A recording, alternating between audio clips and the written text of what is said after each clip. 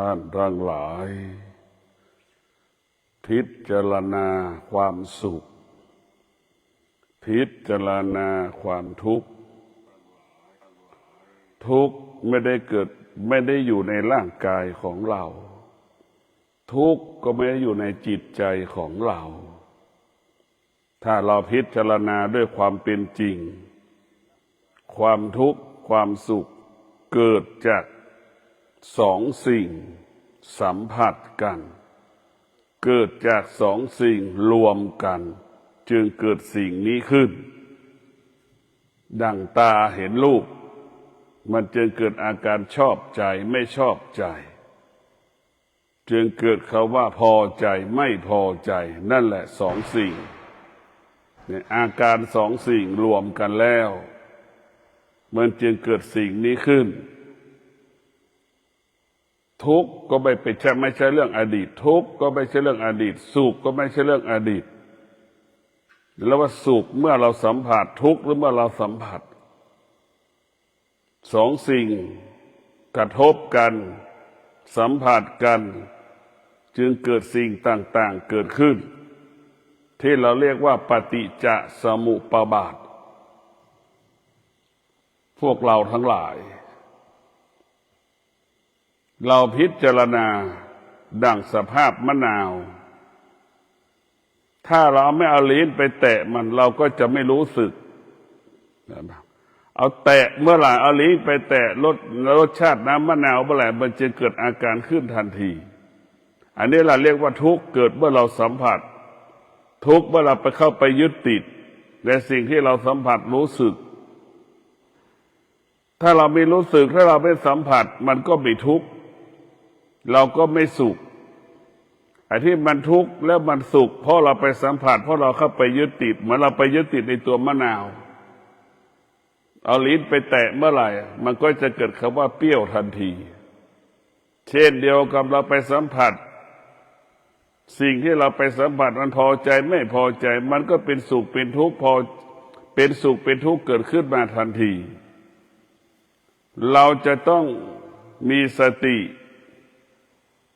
รู้ความจริงรู้ความจริงถ้าเราพิจารณาด้วยความเป็นจริงและทุกข์ไม่ได้เกิดมันไม่ได้อยู่ในร่างกายเรา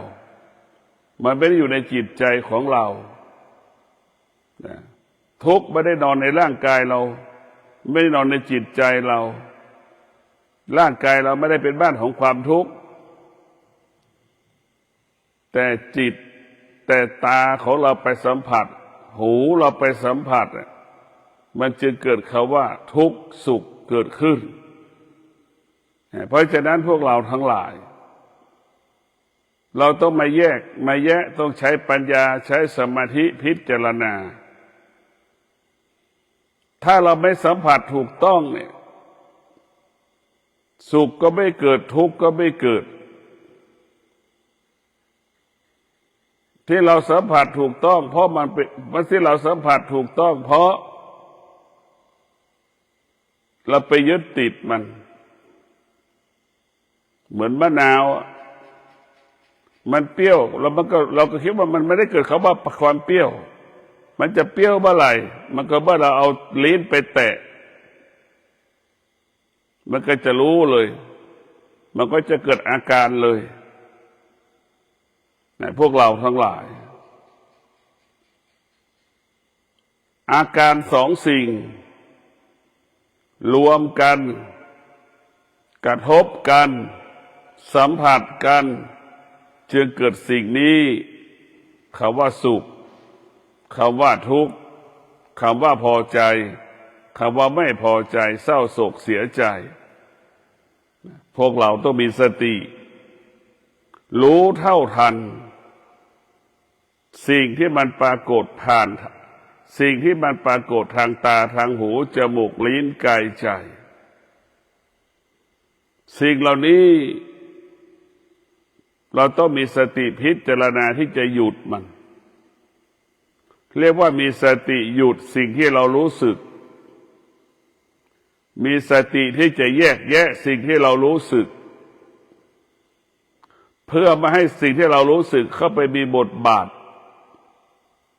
ต่อตาหูจมูกลิ้นกายใจของเรามีสติรู้เท่าทันมันก็ไม่สามารถไปอยู่ในตาเราได้ตาเราก็ไม่สามารถยึดติดมันได้หูก็ไม่ยึดติดมันได้เพราะเราเท่าทันมันที่มีปัญหาคือเราไม่เท่าทันมันเราไม่รู้ของมันปล่อยให้มันอยู่เนี่ยเราปล่อยให้มันอยู่ทุกวันเนี่ยปล่อยให้มันอยู่อาศัยอยู่ในบ้านเรานั่นแหละร่างกายเราเหมือนบ้านล้างเนี่ยคนจรจัดก็มานอนมาอยู่นั่นแหละไม่มีคนเฝ้าเมื่อเราขาดสติมันก็เป็นเช่นนั้นแหละเมื่อเราขาดสติจะต้องเฝ้าดูตาหูจมูกลิ้นกายใจสติต้องจะเฝ้าดูมันหน้าที่ของตาก็คือดูรูปเห็นรูปสัมผัสกับรูปแต่เราไม่ให้มันยึดติดให้มันรู้เฉยๆสุขก็ไม่มีทุกข์ก็ไม่มีสุขก็ไม่เกิดทุกข์ก็ไม่เกิดพอใจก็ไม่เกิดไม่พอใจก็ไม่เกิดถ้าเรามีสติให้มันรู้เฉยๆเราไม่ไปจับมันเราไม่ไปถูกต้องมันดังมะนาวเป็นลูกรู้ว่าเป็นมะนาวแค่นั้นแหละลิ้นเรายังไม่สัมผัสมันจะไม่เกิดอาการเปรี้ยวเช่นเดียวกับสุขกับทุกข์ถ้าเราไม่เข้าไปยึดติดมันจะไม่สุขมันก็จะไม่ทุกข์หากเราเข้าไปยึดติดมันเมื่อไหร่สัมผัสกับมันเมื่อไหร่แล้วมันจะเกิดอาการทันทีสุขทุกข์เกิดขึ้นถ้ามีสติรู้เท่านั้นแหละ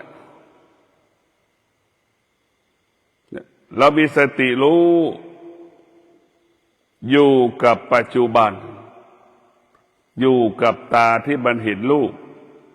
มีสติรู้อยู่กับหูที่มันสัมผัสกับเสียงได้ยินเสียงอยู่กับปัจจุบันเรามีสติอยู่กับจมูกที่มันสัมผัสกับกลิ่นอยู่กับปัจจุบันนี่เราไม่อยู่กับปัจจุบันธรรมของปัจจุบันก็คือสิ่งนี้แหละอยู่กับเมื่อเรามีสติอยู่กับตาหูจมูกลิ้นกายใจนี่คำว่าหลงก็ไม่เกิดคำว่าโลภก็ไม่เกิดคำว่าโกรธก็ไม่เกิดคำว่ารักก็ไม่เกิดคำว่าเกลียดก็ไม่เกิดคำว่าชอบก็ไม่เกิดคำว่าพอใจไม่พอใจก็ไม่เกิดมันไม่เกิดเพราะเรามีสติหยุดมันรู้มันมีสติแล้วเราไม่ไปสัมผัสมันรู้ว่าเป็นมะนาวเนี่ยแต่ลิ้นเราจะไม่เคยไปสัมผัสกับรสชาติมะนาวเนี่ยรู้ว่าเป็นมะม่วงลิ้นเราเคยไม่เอาไปแตะกับรสชาติมะม่วงเนี่ยมันจะไม่เกิดอาการว่าทุกข์มันไม่มีถ้าลิ้นไปสัมผัสเมื่อไหร่นั่นแหละจะเกิดคำว่าทุกข์ทันทีถ้าเราไปสัมผัสถูกต้องมันเมื่อไหร่ทุกข์จะเกิดขึ้นแต่พวกเราทั้งหลายเราต้องพิจารณาอย่างละเอียดซ้ำๆซักๆเราจะต้องพิจารณาทุกอย่างเอาสติไปไว้ที่ตาหูจมูกลิ้นกายใจเนี่ยเอาสติไปอยู่ตรงนี้สติเปรียบเสมือนคนเลี้ยงแกะตาหูจมูกลิ้นกายใจเราก็เหมือนฝูงแกะเหมือนแกะนั่นแหละเราจะต้องเลี้ยงแกะเด็กเลี้ยงแกะต้อนแกะออก100 ตัวเช้าออกจากคอก100 ตัว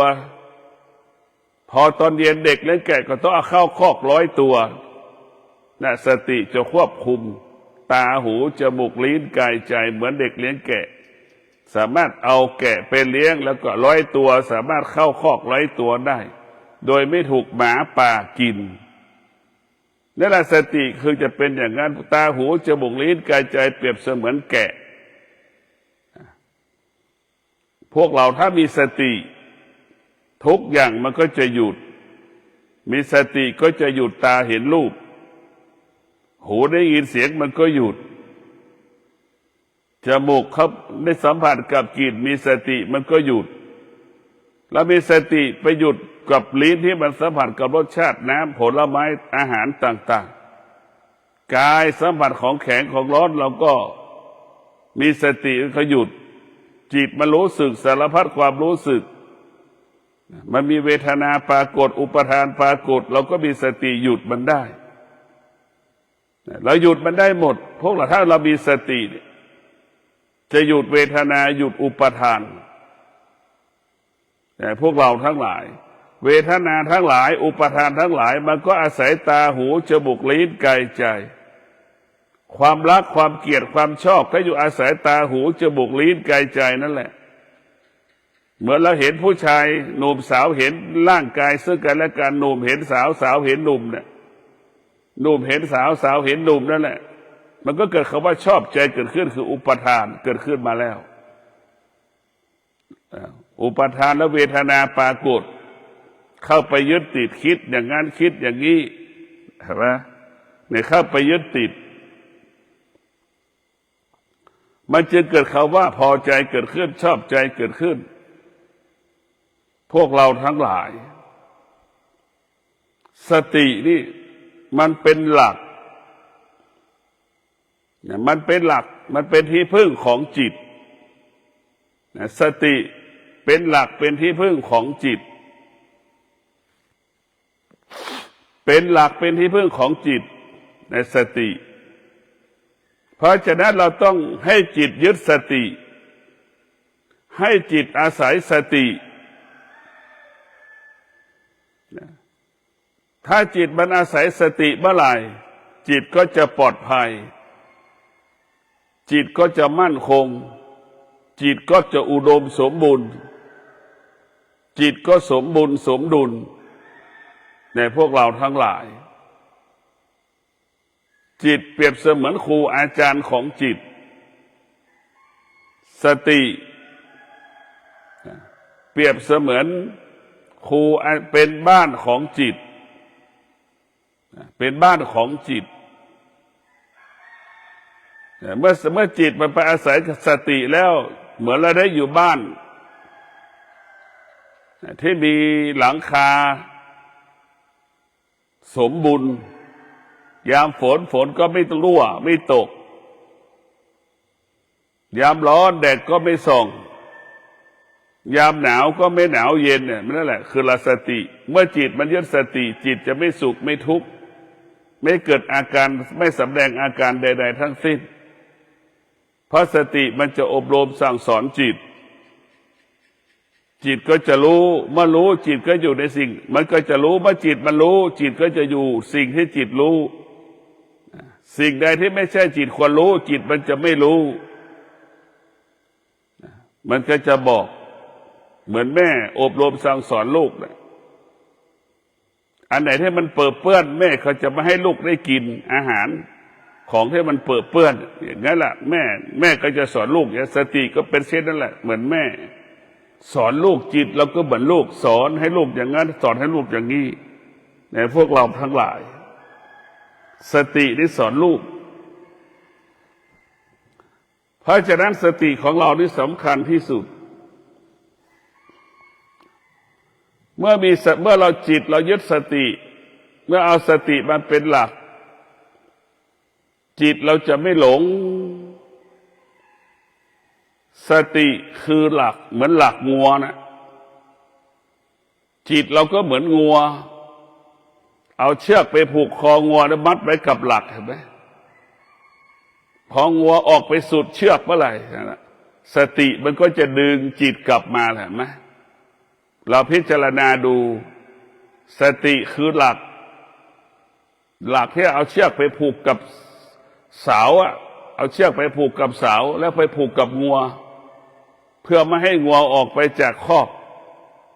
พองัวลุกสุดเชือกก็จะดึงงัวกลับมาเรียกว่าสติดึงจิตเห็นไหมสติเรียกจิตกลับมาที่เดิมพองัวลุกไปอีกไปสุดเชือกอีกงัวก็กลับมาที่เสาเหมือนเดิมนั่นแหละสติเรียกจิต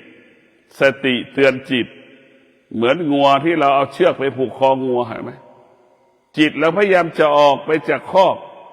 จิตพยายามจะไม่เอาสติเนี่ยเราต้องฝึกจนถึงที่สุดเราฝึกจิตเราเหมือนงัวที่คุ้นเคยกับคอกเห็นไหมพอเราปล่อยทุกเช้าเราไปออกจากคอกทุกเย็นมันก็จะเข้าคอกเช่นนั้นแหละจิตเราฝึกให้เป็นเช่นนั้นทุกเช้างัวเราปล่อยออกจากคอกทุกเย็นงัวก็จะเข้าคอกนะจิตที่ฝึกฝนคุ้นเคยเข้าใจคำว่าสิ่งที่เป็นกุศล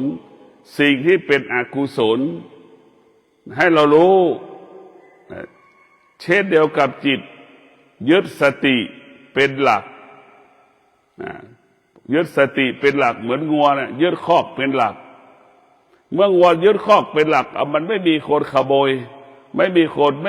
นที่จะต้องมาทุบมาตีงัวเพราะข้ามมามันก็เข้าคอกเห็นไหมความปลอดภัยก็เกิดความมั่นคงก็เกิดแก่งัวเช่นเดียวกับจิตเมื่อยึดสติจิตก็มั่นคง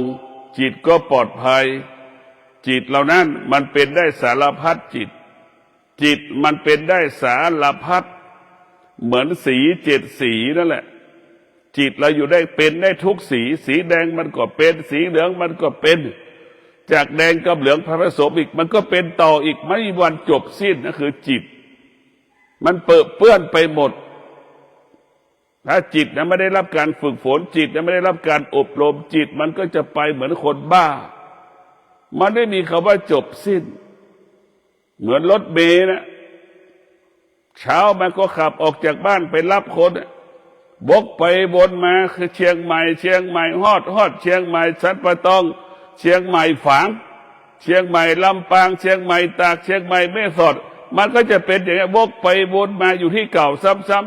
เห็นไหมนั่นแหละจิตที่ไม่ได้ฝึกมันก็อยู่แบบนั้นแหละมันไม่ได้ฝึกมันก็จะไปมาบกไปวนมาไปนู่นไปนี่แต่ถ้าจิตมันฝึกแล้วมันจะสงบนิ่งมันก็เหมือนจะอยู่ที่บ้านสงบนิ่งจิตที่ฝึกกายสงบวาจาสงบใจสงบเรียกว่ากายวาจาใจสงบจิตที่ฝึกฝนกายวาจาใจสงบ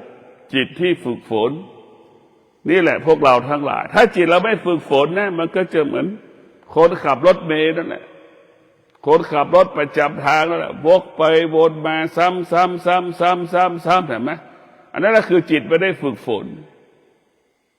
มันจะเป็นเช่นนั้นแล้วเห็นในรถที่มันวิ่งวกไปวนมาอย่างนั้นแหละพวกเราทั้งหลายสติเป็นเข็มทิศชี้ทางให้กับจิตสติเป็นเข็มทิศชี้ทางให้กับจิตให้จิตรู้ให้จิตเดินไปสู่โลกุตระให้จิตเดินออกจากโลกิยะมันมีเข็มทิศชี้แล้วให้เราจิตรู้ว่าโลกิยะอยู่แล้วเป็นทุกข์อยู่แล้ววุ่นวายเนี่ยมันจะบอกโลกุตระอยู่แล้วสงบสุขอยู่แล้วจิตมันสงบจิตมันสุขมันไม่วุ่นวายมันจะรู้มันจะรู้สติมันจะบอกมันจะสอนให้เราออกจากสิ่งที่เป็นอกุศลโลกิยะเนี่ยมันวุ่นวายไปหมดมันไม่มีที่สิ้นสุดมีความอยากไม่มีที่สิ้นสุดมีความคิดให้ไม่มีสิ้นสุดมันใช้ความคิดอยู่กับความวุ่นวายตลอดเวลาแต่ถ้าเราอยู่พื้นที่โลกุตระแล้วมันมีความว่าสงบสุขมันมีที่สุดของมันแล้วมีที่จบของมันโลกิยะนี่คือเป็นเรียกว่ามันมีที่จบโลกิยะเนี่ยมันจบได้แต่ถ้าโลกิยะมันโลกุตระมันมีที่จบได้จบโลกุตระแต่โลกิยะไม่สามารถจะจบได้ชีวิตเราจะจบที่ตรงโลกุตระสงบเนี่ยพวกเราทั้งหลาย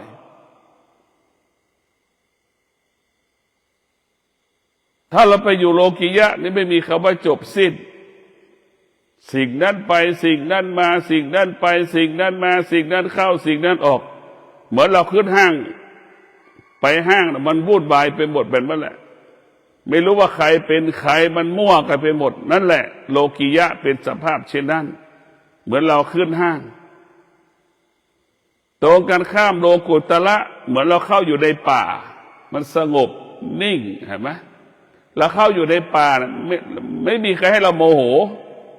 เราก็ไม่รู้จะโมโหให้ใครเห็นไหมกายมันสงบจิตมันสงบใจมันสงบเราจะเห็นได้มันต่างกันว่าพื้นที่โลกุตระเหมือนเราเข้าอยู่ในป่า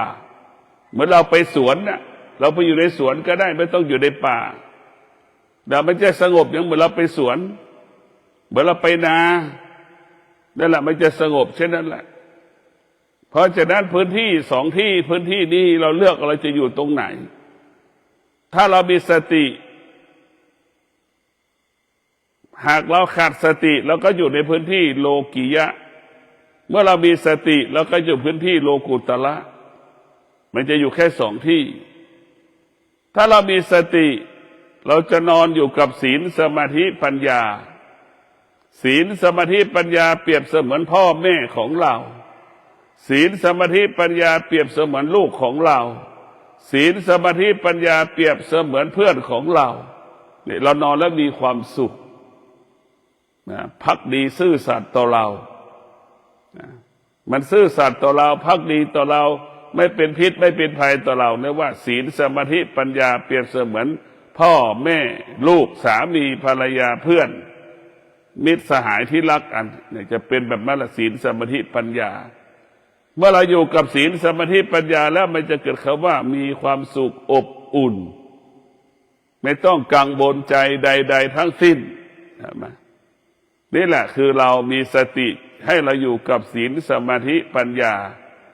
ไอ้จิตให้ไม่มีสติมันก็จะอยู่กับสิ่งที่ไม่เป็นศีลไม่เป็นสมาธิไม่เป็นปัญญาอยู่กับโลกีทั้งหลายอยู่กับความโลภความโกรธความหลงอยู่กับความอยากไม่มีวันจบสิ้นดังเช้านี้ขณะนี้บางคนยังดื่มเหล้ากินเหล้าอยู่ยังไม่ได้นอนอยู่ตั้งแต่คืนเนี่ยตั้งแต่เช้าตั้งแต่เที่ยงคืนตั้งแต่เย็นนะจนถึงป่านนี้ยังไม่ยอมเข้าบ้าน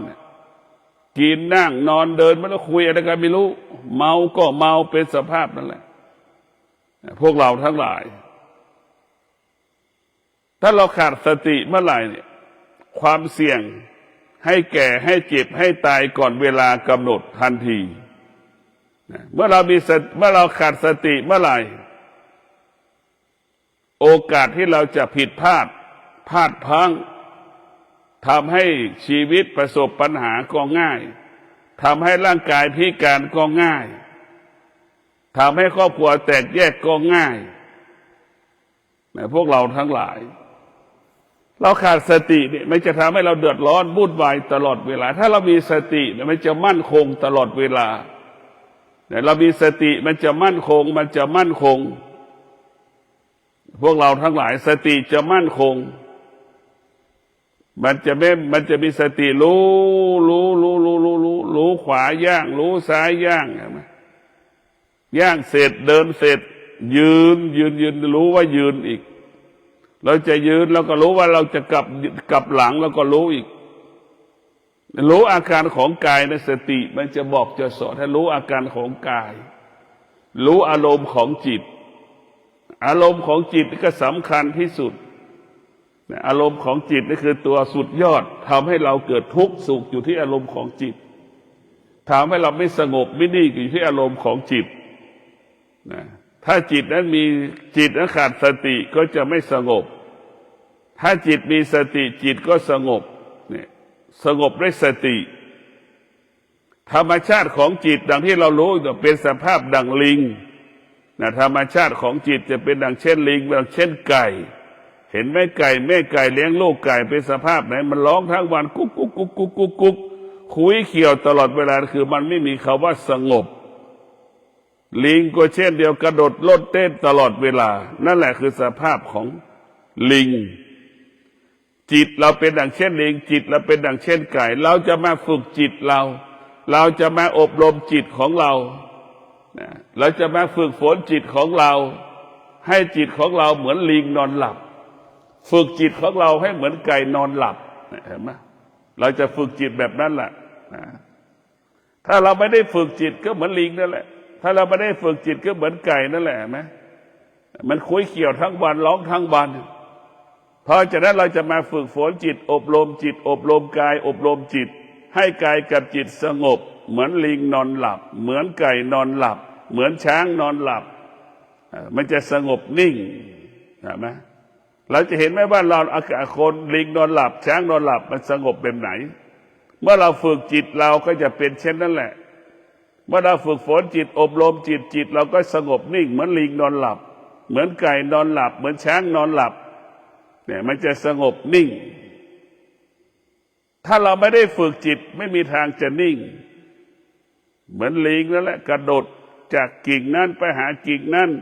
จากต้นนั้นไปหาต้นนั้นไม่มีคำว่าจบสิ้นทั้งวันนั่นลักษณะของจิตดั้งเดิมของเราจิตดั้งเดิมของเรานั้นเป็นจิตของผู้ไม่รู้เนี่ยมันเป็นผู้ไม่รู้ถ้าเราไม่ได้ฝึกฝนมันจิตมันก็เป็นผู้ไม่รู้มันเป็นผู้ไม่รู้เมื่อเราฝึกฝนแล้วจิตเราจะเป็นจิตของผู้รู้เราสับดูสภาพทารกแรกเกิดจนถึงอายุปัจจุบัน60-70ถ้าเราไม่ได้ฝึกจิตมันก็จะตกอยู่ใต้อำนาจความรู้สึกที่เรารู้สึกตกอยู่ใต้อำนาจความคิดความรู้สึกของบุคคลอื่นๆนะจะตกอย่างเงี้ยอยู่ใต้อำนาจของตัวเองอยู่ใต้อำนาจของคนอื่นอยู่ใต้อารมณ์ของตนเองอยู่ใต้อารมณ์ของคนอื่นอยู่ใต้ความคิดของตนเองอยู่ใต้ความคิดของบุคคลอื่นนี่แหละคือจิตที่ไม่ได้ฝึกแต่ถ้าจิตมันฝึกแล้วมันจะอยู่เหนืออารมณ์ของตนเองอยู่เหนืออารมณ์ของคนอื่นคำว่ากฎไม่มีเกียรติไม่มีรักไม่มีหลงไม่มีเพราะเราอยู่เหนือมันเมื่อเราอยู่ใต้อำนาจของคนอื่นอยู่ใต้ความคิดของอื่นมีรักมีกฎมีเกียรติมีหลงเนี่ยอยู่ใต้อำนาจสิ่งเหล่านี้เกิดขึ้นทันทีเราฝึกจิตเราให้จิตเราอยู่เหนือเมื่อเราจิตเป็นผู้รู้จิตจะไม่ยึดติดในสิ่งที่รู้ไม่ยึดแม้เมื่อเราไม่ยึดติดรักเกียรติหลงชอบมันก็ไม่มีเพราะจิตเราไม่ได้ฝึกจิตมันไม่ได้เมื่อเราไม่ได้ฝึกจิตมันไม่ได้เป็นจิตผู้รู้จิตรู้สิ่งใดยึดจิตสิ่งนั้นมันเป็นทุกข์ทันทีเป็นสุขทันทีสุขเปลี่ยนแปลงทุกข์เปลี่ยนแปลงยิ่งทุกข์มากกว่าเก่าอีกทวีคูณขึ้นอีกนั่นแหละพวกเราทั้งหลายจิตที่ไม่ได้ฝึกมันเป็นจิตของผู้ไม่รู้มันก็ไปยึดติดหมดตาเห็นรูปก็สุขใจทุกข์ใจสุขใจอย่างนั้นพอสุขใจทุกข์ใจมันเปลี่ยนแปลงก็ทุกข์ทวีคูณเพิ่มขึ้นอีกสุขเกิดแล้วจากก็ไม่พอใจอย่างเงี้ยเหมือนคนรักคนตัวเองเคยรักเขารักเราสมมุติว่าเป็นคนรักวันหนึ่งเขาไม่เอาเราก็ทุกข์ใจขึ้นทวีคูณขึ้นอีกเห็นไหมนี่แหละคือทวีคูณขึ้นทันทีเพราะฉะนั้นพวกเราทั้งหลายเรามีสติพิจารณาที่จะออกจากอะไรออกจากความวุ่นวายออกจากสิ่งที่เราสัมผัสสิ่งที่เราสัมผัสเช่นเวทนาก็ดีอุปทานก็ดีมันเปรียบเสมือนกาวดักหนูพอเข้าไปยึดติดเมื่อไหร่เหมือนหนูติดกาวทันทีเลยเนี่ยเราตาเราก็ใครจบเป็นกาวหูก็เป็นกาวตาหูจมูกลิ้นกระจายเป็นกาวดักหนูหมดเมื่อเราไปยึดติดในรูปในเสียงเราก็เป็นทุกข์ทันทีเหมือนหนูติดกาวเห็นไหมเหมือนนกติดกาวนั่นแหละเหมือนงัวที่ถูกขังเหมือนหมูที่ถูกขังนั่นแหละเหมือนงัวที่ถูกมัดหมูที่ถูกมัดมันลำบากอย่างนั้นแหละพวกเราทั้งหลายเราต้องมีสติพิจารณาว่าชีวิตของเรานะมันไม่ง่ายถ้าเราขาดสติแล้วมันจะยากหมดเราต้องเอาสติมาเป็นหลักเรายึดสติเป็นหลักทุกอย่างใช้คำว่าสติเราจะไปยึดจิตไม่ได้จิตมันจะไม่เข้มแข็งเราต้องเอาสติใหญ่กว่าจิตเรียกว่าบุคคลที่ใช้สติคิดพูดและกระทำให้เกิดคำว่ายั่งยืนดังพระพุทธเจ้าพระพุทธเจ้าใช้สติจึงทำให้พระพุทธเจ้าคำสอนของพระพุทธเจ้ายั่งยืนมา 2,000 กว่าปี คนที่ใช้จิตคิดพูดใช้จิตคิดพูดและกระทำมันไม่ยั่งยืนดังนักวิทยาศาสตร์มันไม่ยั่งยืนนะนักวิทยาศาสตร์ทั้งหลายใช้จิตมันไม่ได้ใช้สติมันใช้จิตเมื่อจิตมันจะไม่ยั่งยืนมันเกิดอาการชอบใจไม่พอใจเนี่ยอาการชอบใจไม่พอใจมันหมดได้เหมือนลมลูกโป่งเนี่ยเหมือนลมที่ในลูกโป่งเนี่ยมันก็หมดลมในลูกโป่งก็หมดแล้วมันก็จบชอบใจก็เหมือนมีลมลูกโป่งมีลมไม่ชอบใจเหมือนลูกโป่งไม่มีลมเนี่ยมันเกิดอาการอย่างจิตมันเกิดอาการแบบนั้นแหละพวกเราทั้งหลายถ้าจิตมันจะเปลี่ยนแปลงมันจะให้สิ่งนั้นตอบสนองมันหรือจิตนั้นไม่ตอบสนองมันมีสองอย่างตอบสนองไม่ตอบสนองเนี่ยมันจะมีแค่สองอย่างแต่ส่วนสตินั้นจะอยู่เหนือสิ่งต่างๆเป็นอิสระไม่มีสิ่งใดจะทำให้สติสะเทือนหวั่นไหวได้ไม่มีแต่จิตเท่านั้นที่สะเทือนหวั่นไหวอยู่ตลอดเวลาเพราะฉะนั้นคนที่ใช้จิตกับใช้สติคิดพูดและกระทำแตกต่างกันนะพวกเราทั้งหลายพระพุทธเจ้าใช้สติคิดพูดและกระทำจึงเกิดคำว่ายั่งยืนมา 2,000 กว่าปีบุคคลที่ใช้จิตก็คือนักวิทยาศาสตร์ใช้จิตคิดพูดและกระทำมันไม่ยั่งยืนมันไม่ยั่งยืนเหมือนสร้างยานอวกาศเดี๋ยวมันก็เสื่อมแล้วนะพวกเราทั้งหลายสติกับจิตมันแตกต่างกันสติเป็นของจริงเป็นของแท้ส่วนจิตเป็นของปลอมจิตเป็นของไม่จริงเป็นของเทียมเป็นของไม่แท้เหมือนทองชุบเหมือนทองเคนะจิตเราเป็นเช่นนั้นสติเปรียบเสมือนทอง100%มันแตกต่างกันไหมพวกเราสติคือทองร้อยจิตเราคือทองชุบเราต้องฝึกมันก่อนต้องฝึกเห็นไหมเราไม่ฝึกไม่ได้สติเราต้องฝึกจิตสติจะต้องฝึกจิตถ้าจิตเราไม่ได้ถูกฝึกแล้วมันก็เป็นเช่นนั้นแหละเหมือนทองเคทองชุบไม่มีใครที่ต้องการพวกเราทั้งหลายเรามาฝึกฝนอบรมจิตของเรานี่ใช้สติเท่านั้นสภาพจิตของเราเหมือนเหล็กสติเหมือนช่างตีเหล็กเห็นไหมจิตเราจะเป็นเช่นไรเนี่ยมันอยู่ที่เราฝึกดังเช่นเหล็กช่างตีเหล็กเหล็กหนึ่งแท่งจะตีเป็นขอก็ได้เป็นมีดก็ได้เป็นจอบก็ได้เป็นเสียมก็ได้มีดเล็กมีดใหญ่ได้หมดเห็นไหมพวกเราต้องมีสติพิจารณาว่าชีวิตของเราต้องฝึกฝนอบรมเราต้องจิตเราเหมือนเหล็กสติเหมือนช่างตีเหล็กเห็นไหมเราจะรู้เลยว่าจิตเราจะต้องเป็นลักษณะเป็นหมายเหมือนช่างตีเหล็กจิตเราจะมีค่าเมื่อเรามีสตินี่แหละจะทำให้จิตเรามีค่าจิตเราเปรียบเสมือนก้อนหินสติเปรียบเสมือนช่างแกะสลักก้อนหินก้อนนั้นจะมีค่าขึ้นเมื่อช่างแกะสลักเอาหินไปแกะสลักเป็นรูปเทวรูปเป็นรูปช้างแม้งัวควายเห็นไหมเป็นรูปสัตว์ต่างๆเป็นรูปเทวรูปต่างๆมีคุณค่าขึ้นมาทันทีในพวกเราทั้งหลายมันขึ้นมีคุณค่าทันทีจิตเราจะมีคุณค่าก็เป็นเช่นนั้นแหละอยู่ที่สติจะทำให้จิตเรามีคุณค่าเราจะต้องจิตเราต้องมาอาศัยสติจิตเราต้องอาศัยสติจิตเราต้องพึ่งพาสติเรียกว่าจิตเราจึงจะมีคุณค่าจิตเราถึงจะมีความหมายพวกเราทั้งหลายชีวิตของเราเนี่ยมันอยู่ภายใต้อารมณ์ของตนเองอยู่ภายใต้อารมณ์ของบุคคลอื่นเนี่ยเราต้องออกจากอารมณ์ของตนเองให้ได้ก่อนถ้าเราไม่สามารถจัดการอารมณ์ของตนเองได้ยังโมโหอยู่เนี่ยตาไปเห็นเฉยๆเกิดอาการไม่พอใจเห็นไหมเพราะอารมณ์ไม่ดีหูได้ไปสัมผัสก็เกิดอาการไม่พอใจเห็นไหม อันนี้แหละคือว่าเราอยู่ใต้อำนาจอารมณ์ที่เราไม่สงบนิ่งเราจะต้องให้จิตเราได้ปราศจากอารมณ์ที่มันขุ่นมัว